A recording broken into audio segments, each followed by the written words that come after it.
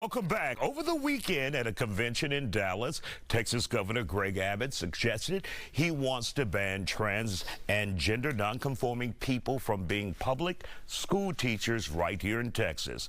Texas State Representative Jolanda Jones, a former HISD trustee and attorney, is here to talk about the governor's comments. Your thoughts on this?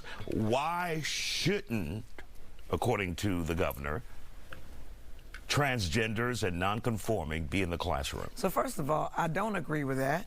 So, I guess the thing that I'm concerned about with the governor is why is he paying attention to penises, vaginas, and breasts?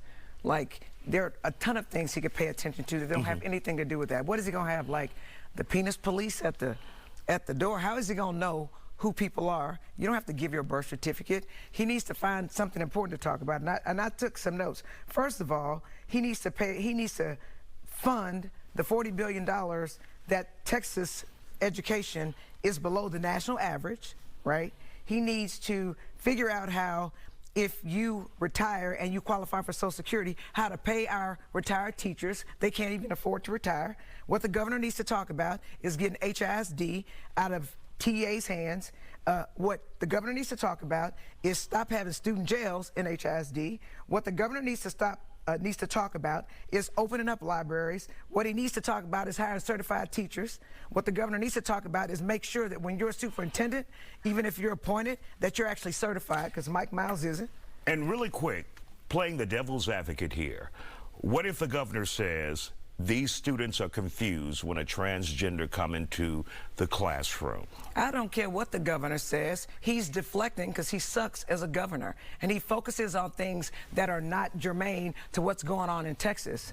And we need a governor who's going to focus on actually educating kids. And does that force parents into another conversation that they're not ready to do yet, when they have to ask, okay, I have questions about Mrs. Smith at school? And how would you know that somebody's transgender, right?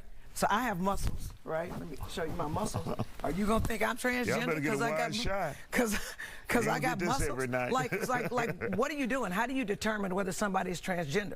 Like who I am in my home, how I live my life is none of your business. If I can teach, I should be able to teach. If I've gone to school and I'm certified, I should be able to teach children. The governor needs to focus on what's relevant, and all he's trying to do is scare conservatives to the polls.